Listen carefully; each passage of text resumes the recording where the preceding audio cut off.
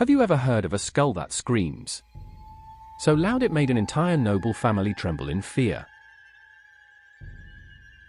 They ignored her dying wish. Now her skull won't be silent. In the heart of the Yorkshire countryside, England, stands a grand Elizabethan-style house named Burton Agnes Hall, built between 1598 and 1610 by Sir Henry Griffith, a wealthy nobleman with 3 daughters, Catherine, Frances, and the youngest, and most beloved, Anne Griffith. From the outside, the architecture is stunning. But within its walls lies a dark tale. The story begins with one of Sir Henry's daughters, Anne Griffith. Anne was known as a bright, kind girl who adored her new home.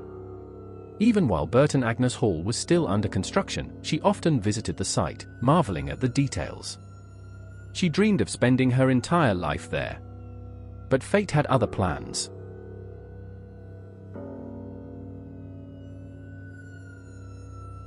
One day, Anne went to a nearby village to buy some goods. On her way home, she walked alone down a secluded path.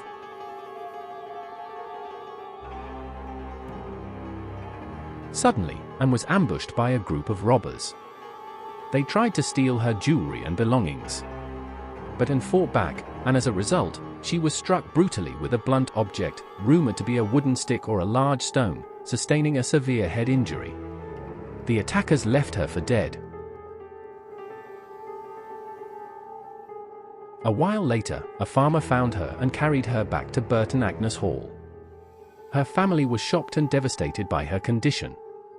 Physicians were called, but her injuries were too grave. A few days later, she passed away at a very young age. On her deathbed, Anne made an unusual, some would say chilling request. She asked her sisters to take her skull and keep it in the house, so she could remain in the place she loved. She said, "Let me stay in this house, even if only the smallest part of me." Her family, of course, took this as the final delirious words of someone close to death and ignored it. They buried her body intact in the local churchyard. Night after night, screams echoed through the halls. Doors slammed shut on their own. Objects fell without reason. Servants fled. The Griffith family members were tormented by nightmares.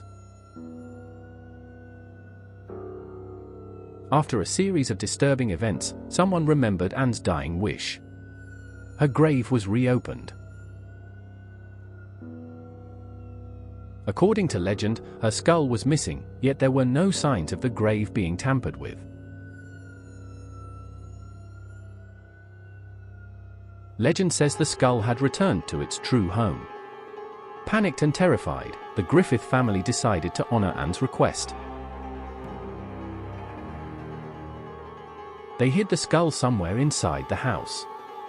Some say it was placed behind a wall, others believe it rests in the attic or a small chapel. From that moment on, the disturbances stopped. But locals and staff believe, if the skull is ever moved or disturbed, the screams will return, louder and more terrifying than ever. To this day, visitors to Burton Agnes Hall often feel watched. Some even claim to hear soft weeping. Could it be Anne's spirit, still guarding her childhood home? Let me know if you're brave enough to visit Burton Agnes Hall, and listen closely for the whispering pain of the past. Don't forget to subscribe for more chilling tales. See you in the next mystery.